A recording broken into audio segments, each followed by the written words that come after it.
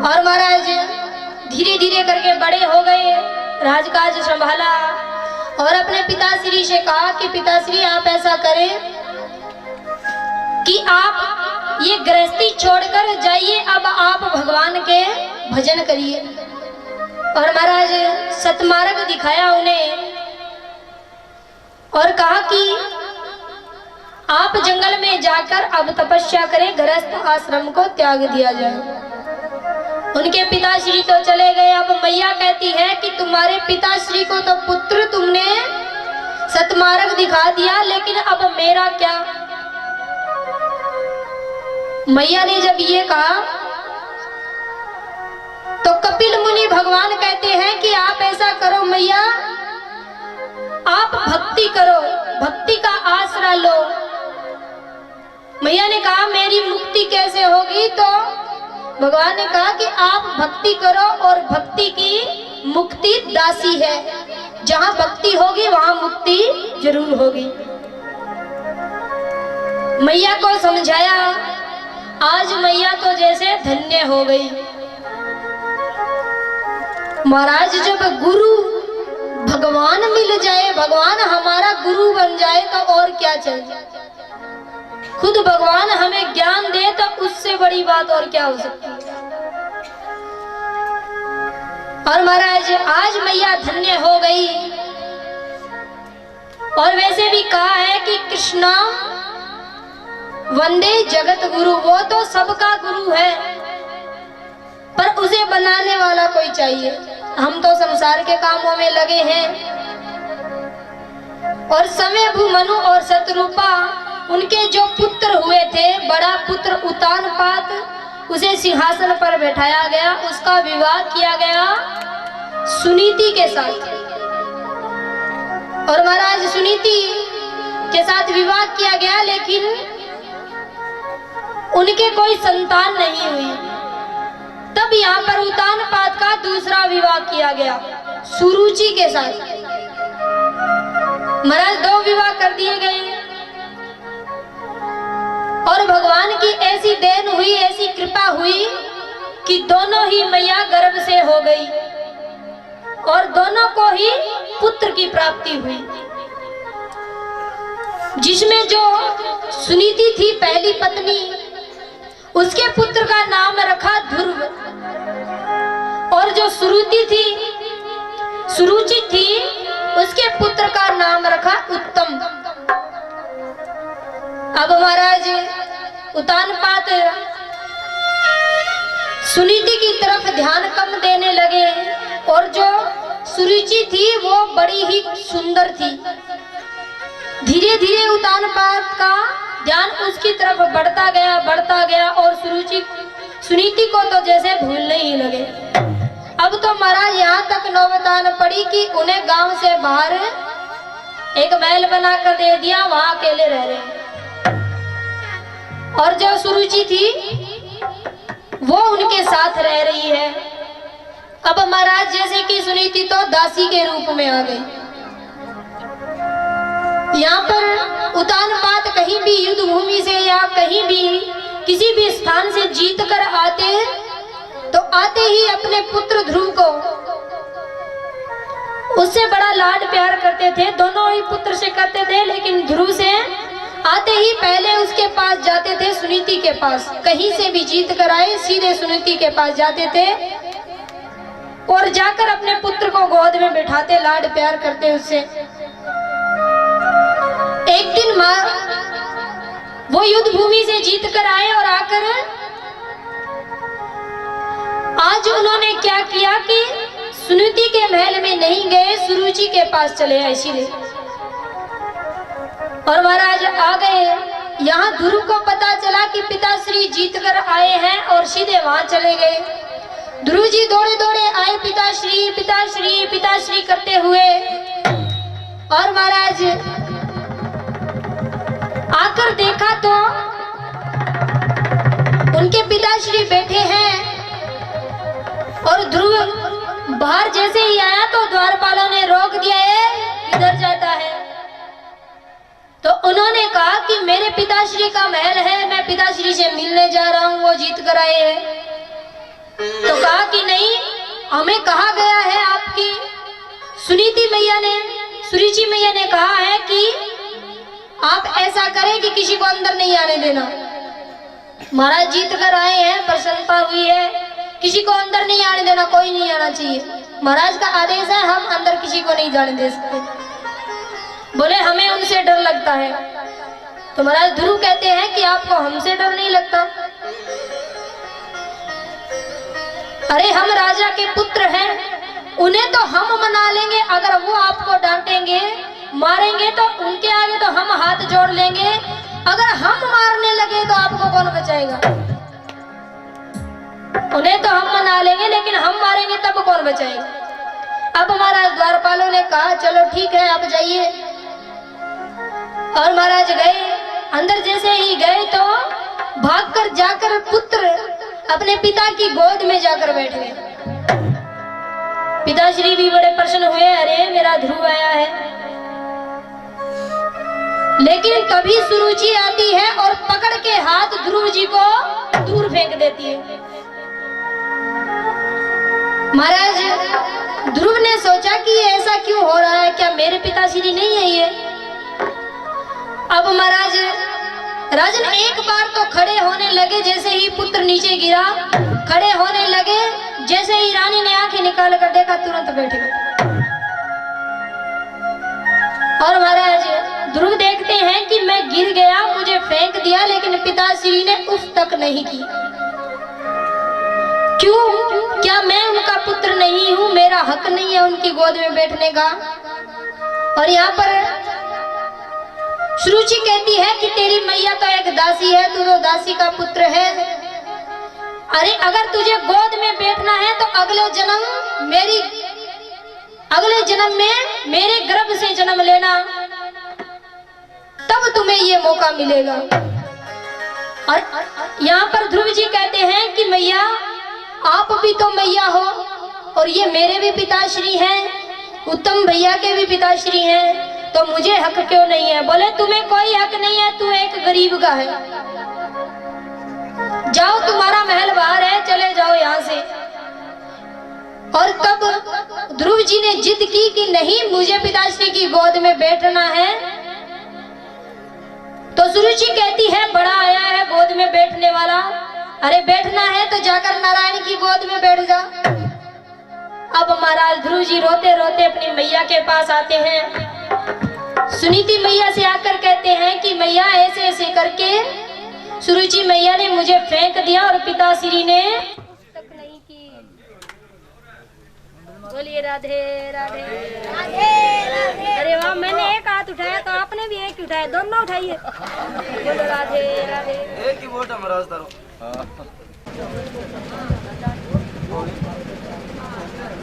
बोलिए राधे राधे।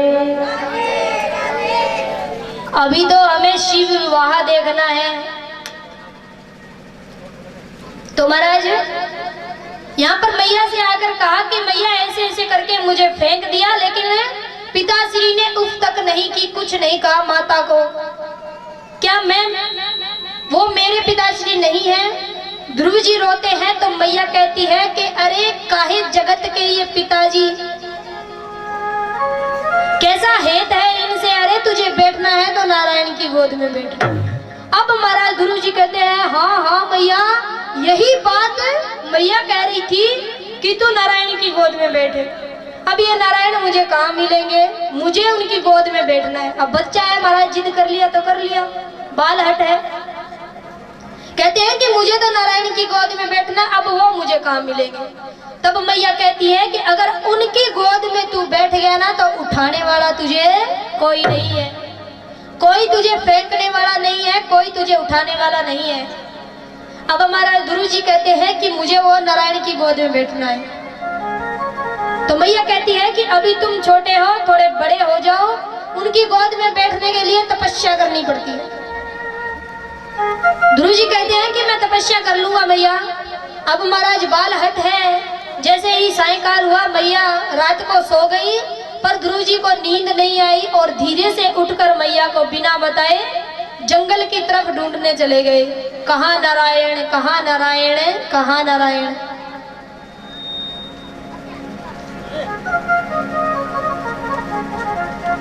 और महाराज ढूंढने के लिए चले गए। पहले तो ध्रुव जी ने खाना छोड़ दिया, पहले ध्रुव जी ने खाना छोड़ दिया, फिर पीना छोड़ दिया। अब भगवान कहते हैं कि नारायण नारायण को ढूंढता हुआ फिर रहा है, छोटा सा बालक है। नारद जी आप ऐसा करें, जाकर समझ आइए इसे, ऐसे नारायण नहीं मिलता। अब महाराज बहुत समझाया। नारद जी आकर कहते हैं कि आप नन्हे से बालक हो, अरे घर जाओ, आपकी मैया इंतजार कर रही होगी। ध्रुव जी कहते हैं जो भी आता है कहता है घर जाओ घर जाओ घर जाओ। मैंने कह दिया ना नारायण की गोद में बैठना है, ये नारायण जी कहाँ मिलेंगे आप बताइए। मैं तो कहते हैं कि वो तो बहुत दूर रहते हैं। तब ध्रुव जी ने और ज्यादा हट पकड़ लिया, इसका मतलब आप जानते हो कहाँ रहते हैं। आपने कहा दूर रहते हैं तो इसका मतलब आप जानते हो कि वो कहाँ रहता है, मुझे बताइए। अब महाराज उन्होंने कहा कि उनकी गोद में बैठने के लिए तपस्या करनी पड़ती है, आप ऐसा करें। ध्रुव जी कहते हैं कि ये तपस्या क्या होती है, कैसे की जाती है, आप बताइए तो सही। तो कहते हैं कि आप नारीश्री ज्ञान देते हैं कि आप ऐसा ऐसा कहते जाइए, वो आके आपको गोद में बैठा लेंगे। और क्या कहना है, भगवान की गोद में किस किस को बैठना है, बस लेज्जा कौन खाना वो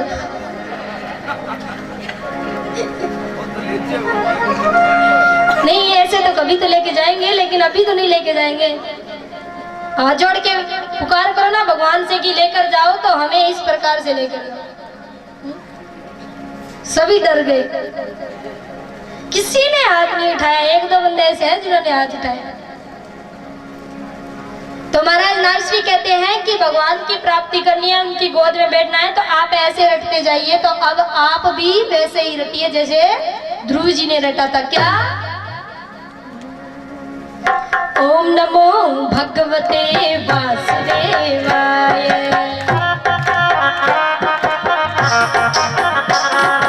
ओम नमो भगवते वासुदेवाय, ओम नमो भगवते वासुदेवाय,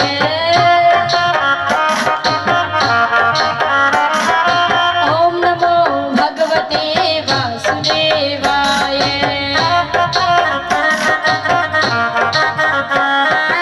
ओम नमो भगवते वासुदेवाय,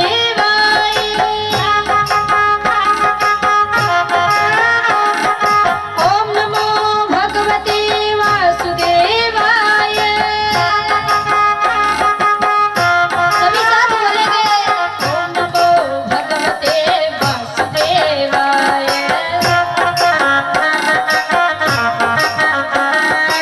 ओम नमो भगवते वासुदेवाय,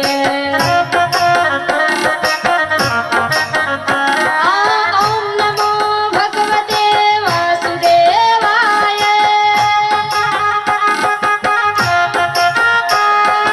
ओम नमो भगवते वासुदेवाय,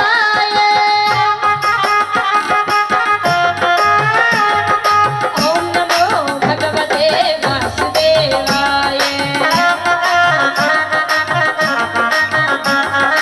ओम नमो भगवते वासुदेवाय,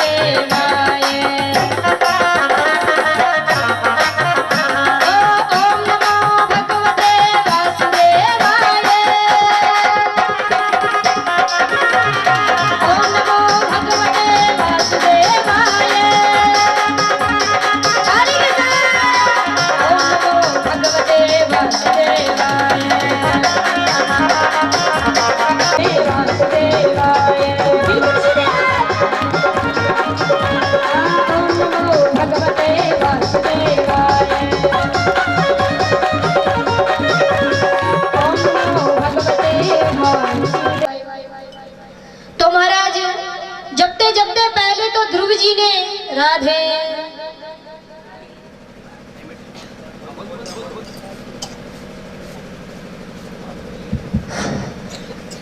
दानदाताओं की श्रेणी में ₹100 रामूराम जी मेघवाल स्नोप श्री भगवानाराम जी मेघवाल, ₹500 गोगराज जी भगत टीडिया सर, ₹100 भंवर सिंह बछरारा, ₹2100 भंवरलाल जी स्नोप श्री गोपाल राम जी नैन डीलर साहब। हाँ, तालियां बजाइएगा। ₹500 हरिराम सारण स्नोप श्री गोपाल राम जी सारण अध्यापक टीडिया सर।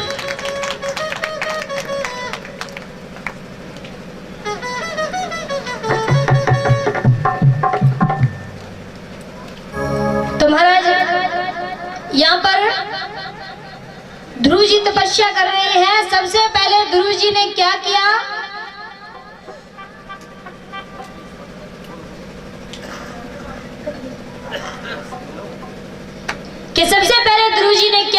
कि अपना खाना पीना छोड़ दिया।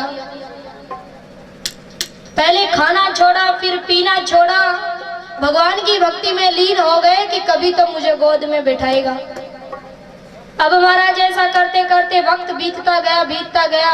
छोटे से ध्रुव जी भगवान की भक्ति किए जा रहे हैं और महाराज करते करते अब तो भगवान की भक्ति करते करते ध्रुव जी ने अंत में अपनी सांसें रोक ली। अब सारा वायुमंडल शून्य हो गया। सभी देवी देवता घबरा गए, अरे ये क्या हो रहा है, छोटे से बालक की इतनी बड़ी परीक्षा लिए जा रहे हैं। सभी देवी देवता आकर ठाकुर जी के चरणों में गिरते हैं कि कृपा करें अब इसकी और परीक्षा मत लीजिए, भगवान आप जाकर उन्हें गोद में बैठा लीजिए, प्रभु आप जाकर उन्हें गोद में बैठा लीजिए।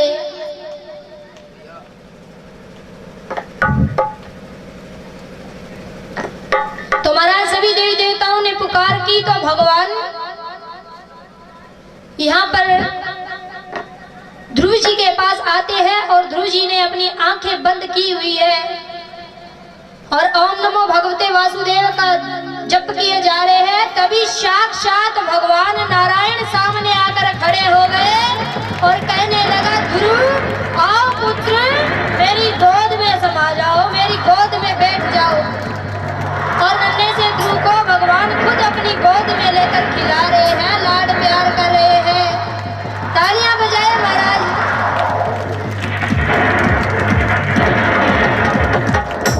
तो महाराज ऐसे ध्रुव को भगवान ने अपनी गोद में बैठाया और उनकी गोद में जो बैठ गया उसे उठाने वाला कोई नहीं है। तो अब हम चलते हैं शिव विवाह की तरफ। राजा दक्ष ने एक ब्रह्म शास्त्रीय यज्ञ करवाया और सभी देवी देवताओं को बुलाया गया, लेकिन विष्णु भगवान और ब्रह्मा जी वहां नहीं आए। और महाराज यज्ञ में सभी को बुलाया गया पर भोले बाबा को कोई निमंत्रण नहीं दिया गया। और जब मैया को ये बात पता चली कि पिताश्री यज्ञ करा रहे हैं और हमें कोई सूचना ही नहीं है, पर जैसे भी खबर लगी उन्हें पता चल गया और वो भोले बाबा के पास गए, कहा कि पिताश्री यज्ञ करवा रहे हैं, हमें भी जाना है। अब भोले बाबा कह रहे हैं कि चले तो जाएंगे देवी, लेकिन निमंत्रण आया क्या वहां से निमंत्रण आया है जाने के लिए? देवी ने कहा निमंत्रण तो नहीं आया पर चलेंगे। तो महादेव जी कहते हैं कि जब सामने वाला हमें बुलाए ना तो ऐसे नहीं जाना चाहिए बिना निमंत्रण दिए। तो देवी जी कहती है कि नहीं नहीं हम चलेंगे, क्यों नहीं चलेंगे, अरे हमारे तो बाबा जी हैं, हमारे तो पिताश्री हैं और आप दामाद हो, मैं पुत्री हूँ उनकी, तो हमें निमंत्रण देने की क्या जरूरत है, हम तो अपने हैं, हमें निमंत्रण देने की जरूरत नहीं है, चलिए हम चलेंगे। और भोले बाबा ने कहा कि नहीं देवी आप जाओ तो जाइए, लेकिन मैं नहीं जाने वाला।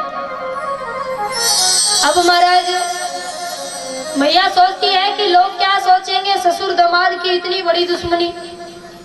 मैया कहती है कि नहीं नहीं आपको चलना पड़ेगा, पर भोले बाबा ने मना कर दिया। और आज मैया ने इतनी बड़ी गलती कर दी, भोले बाबा समझ गए कि गलती तो बहुत बड़ी करके जा रहे हैं, पर चलो। इसलिए माता बुरा मत मानिएगा, लेकिन ये सत्य है, अपने पति की बात माननी चाहिए, वो कभी गलत नहीं कहते। देवी मैया जिद करके चली गई, पर आगे जाकर क्या देखती है कि सभी का सिंहासन लगाया हुआ है, लेकिन भोले बाबा के लिए कोई सिंहासन नहीं। मैया ने देखा तो वहां सभी का सिंहासन लगा हुआ है, पर भोले बाबा के लिए नहीं। तो मैया क्रोधित हो गई और कहने लगी, पिताश्री, ये बहुत बड़ा अपमान किया है आपने मेरे पति का। अब मैया क्रोधित हो गई, पिताश्री को बहुत समझाया और यहाँ तक कह दिया कि मैं शर्मिंदा हूँ कि मैं आपकी पुत्री हूँ। जहाँ मेरे पति के लिए कोई मान सम्मान नहीं, वहाँ मेरा कोई काम नहीं। अब महाराज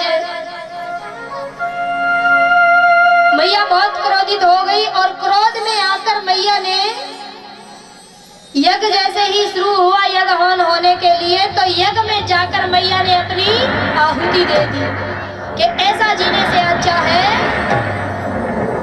आहुति दे दी मैया ने, और भोले बाबा तक जब ये बात पहुंची तो वो बहुत क्रोधित हो गए। अरे ऐसा हो गया, भोले बाबा ने अपने सिर का एक बाल उखाड़ा, जैसे ही जमीन पर पटका तो वीरभद्र नामक एक असुर हुआ, उसे भगवान ने भेजा कि आप जाइए सब कुछ तहस नहस कर दीजिए। अब महाराज सती वहां पर गई हुई थी, तो भोले बाबा ने वीरभद्र को भेजा, जाकर सब कुछ तहस नहस कर दिया। और महाराज सती मैया ने दूसरा जन्म लिया, हिमाचल राजा के यहाँ उन्होंने जन्म लिया। धीरे धीरे बड़ी हो गई, रिश्ते की चिंता होने लगी पिताश्री को। तो नारद जी आते हैं कि मैं बताता हूं आपको कन्या के लिए वर। तो मैया के पिताश्री कहते हैं कि वर कैसा है? धनवान है, संपत्ति वाला है, अच्छे धर्म के कार्य करने वाला है। तो नारद जी कहते हैं कि आप चिंता मत करिए, धनवान तो ऐसा है कि बिन मांगे सब कुछ लुटा लेता है, सभी को दे देता है, सब कुछ लुटा देता है, इतना धनवान है। तो महाराज देवी के पिताश्री ने कहा कि जब नारद जी आप कह रहे हो तो मुझे देखने की क्या जरूरत है। यहाँ पर विवाह की तैयारियां की गई और मैया के हल्दी लग रही है। अब भोले बाबा का विवाह करना है तो पूरे विधि विधान से करेंगे, जैसे घरों में अपने होता है। तो हल्दी लगाई जा रही है। राधे राधे राधे।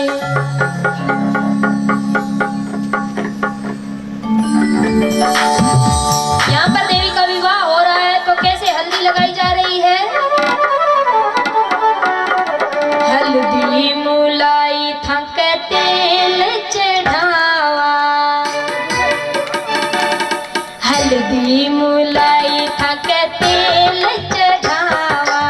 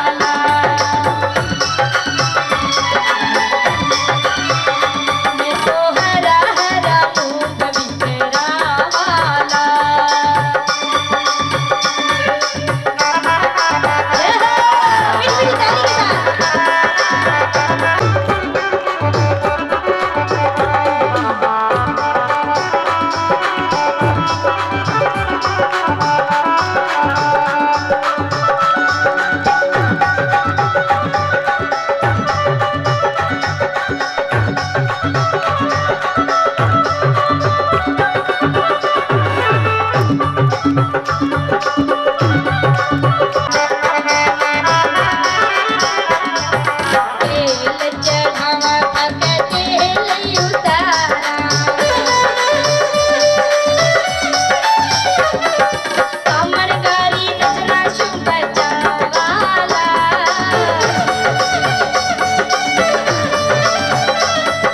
बेना बुआ मंगल गावे नेक चुकावे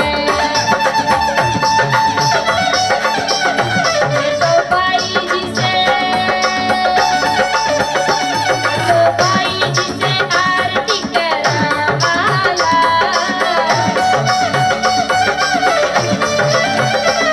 तो हरा हरा मुंह करावाला बोली हरा हरा मुंह करावाला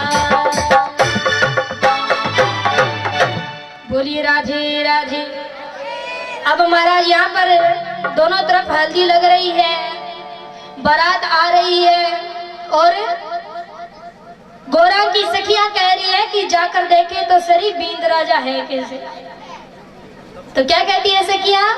चलो ए सखियां चला है माँ चल रे द्वार राज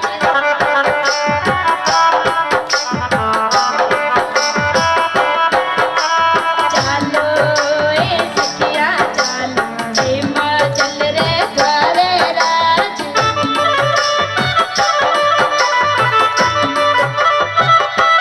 गोरा भैरो बींदनी रखस्या कारो है के गोरो राज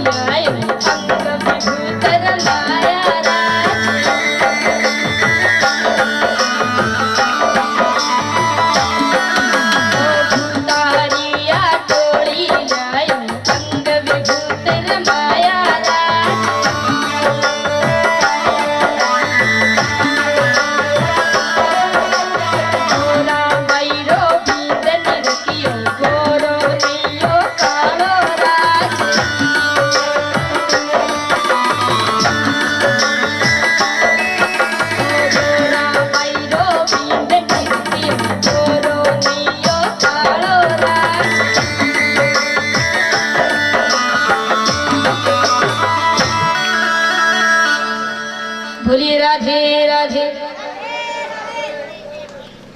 और महाराज ऐसी सखियां जाती हैं और देखती है कि अरे यार ये कैसा बींद है, काला कलूटा भूतों को संग में लेकर आया, गले में नाग लिपटाया हुआ, और हमारी गोरा तो इतनी सुंदर है। अब महाराज बारात भी आ गई, पर अब किसकी बारी? जब गेट पर आ जाते हैं तो उसको क्या कहते हैं? तोरण है। हाँ, मैया जी बता रही है कि तोरण।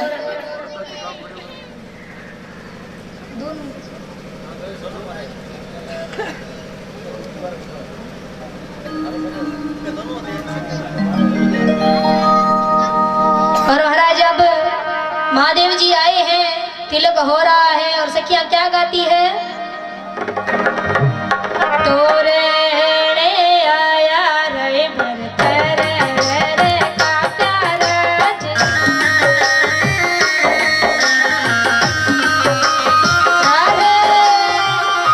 देखो महाराज संसारिक विवाह हुआ, जरा शामिल हुआ तो माता बहना पिला के बोली नाचे, बहुत घड़ी नाचे। आज बड़ा धन्य भाग है हम सबके, जो भगवान के विवाह में शामिल होने का मौका मिला है। पर आज कोई नहीं नाच रहा, खड़े होकर नाचना चाहिए आपको तो। हाँ, ऐसे कहते ही ये भगवान का विवाह है, सभी अपने अपने स्थान पर खड़े होकर नाचेंगे।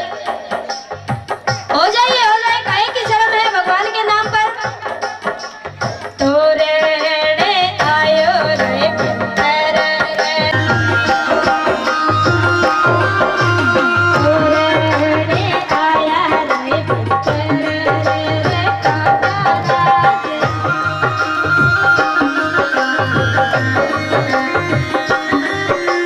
पूछे सिरदार बनी ने कामड़ कौन कराया राज।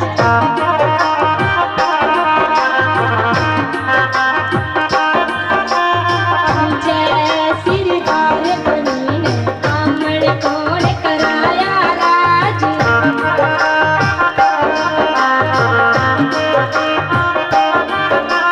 मैं काई जाना मारो जोशी कामड़ गारा राज।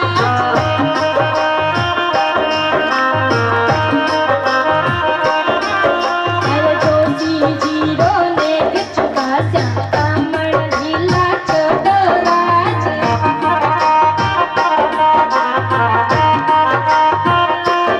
छोड़ो राज।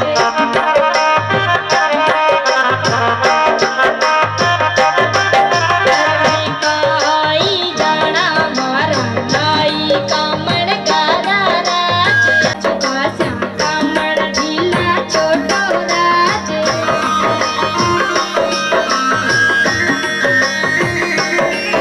अरे तोरे आया रे भरतर रे का प्यारा। तोरे आया रे भरतर रे का प्यारा। और हम सबको क्या कहना है?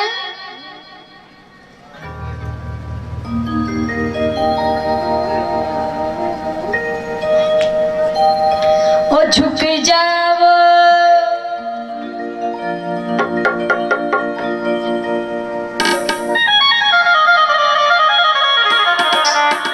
क्या कहेंगे हम सब? ओ झुक जाओ शिव जी महाराज, झुक जाओ अड़ती।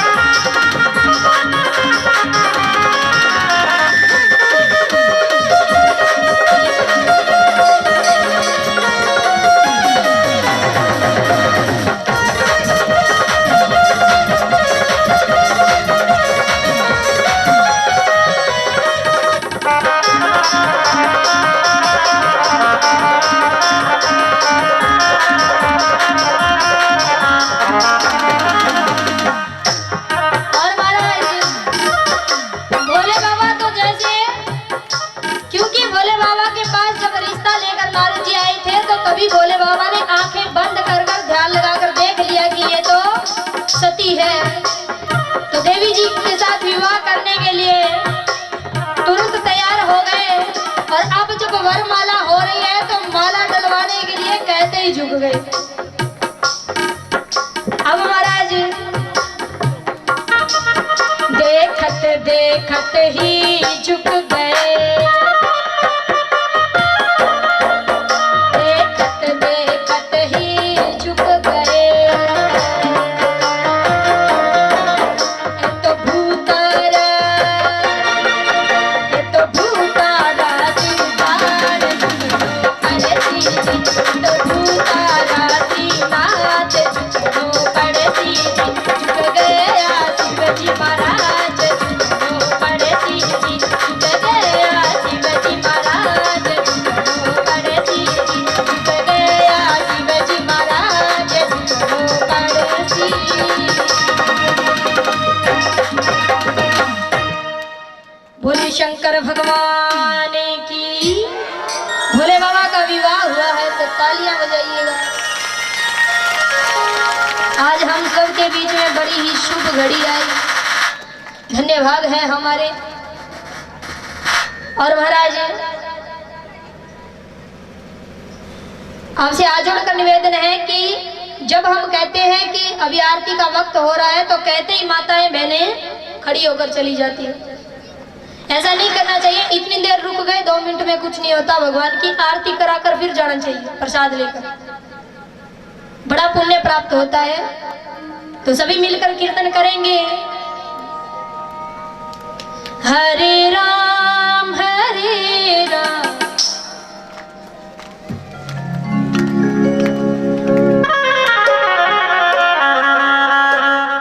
राधे कृष्णा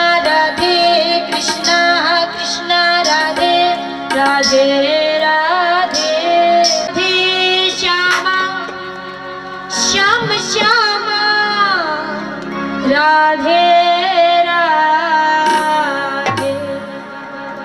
सभी मिलकर मीठी मीठी ताली बजाकर क्या कहेंगे? राधे कृष्णा कृष्णा राधे राधे राधे राधे श्याम श्यामा श्याम श्यामा राधे राधे।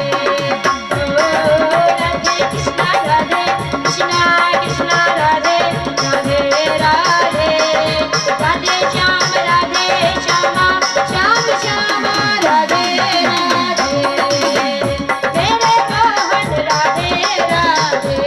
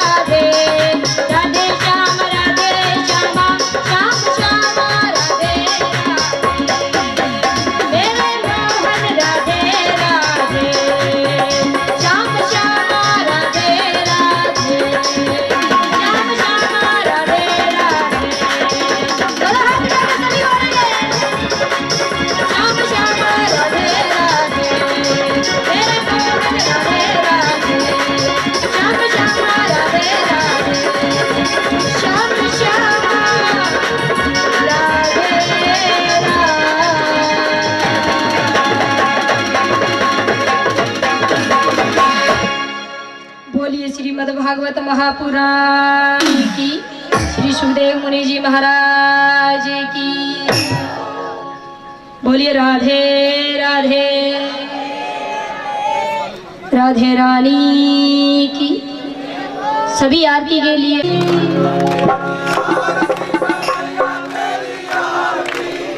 आपकी आवाज आनी चाहिए मेरे तक। कान्हा तेरी आरती, कन्हैया तेरी आरती। अब बोलिए कान्हा तेरी आरती, कन्हैया तेरी आरती। सारा संसार करेंगे हाथ जोड़ के, श्यामा तेरी आरती, लाला तेरी आरती। सारा संसार करेंगे हाथ जोड़ के, सिर पर सोहना मुकुट विराजे, गले में जंती माला साजे, और पुष्पन के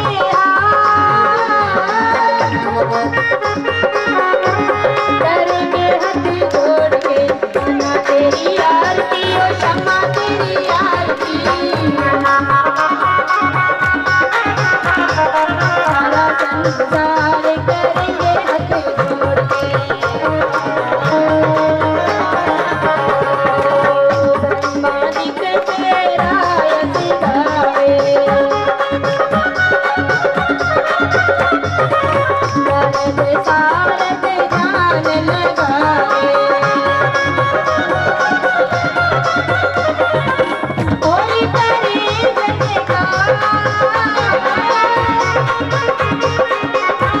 करेंगे हाथ जोड़ के। श्यामा तेरी आरती, कन्हैया तेरी आरती।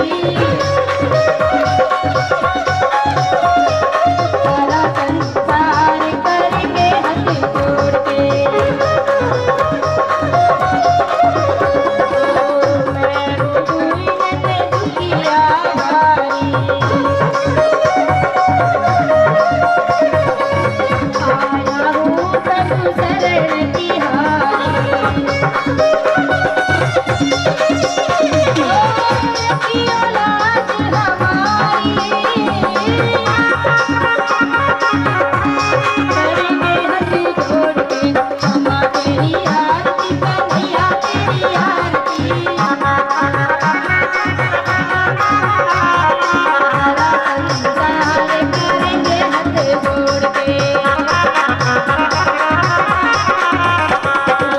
प्रेम सहित जो आरती गावे, राधा माधव के पद गावे, होवे सयुसी अपार।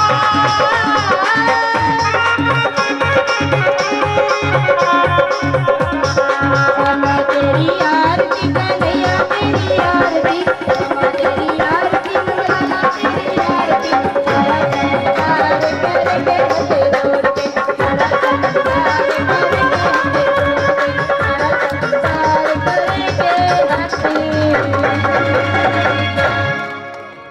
बोलिए राधे राधे, सांवरिया सेठ की, खाटू नरेश की, श्रीमद् भागवत महापुराण की, श्री सुखदेव मुनि जी महाराज की।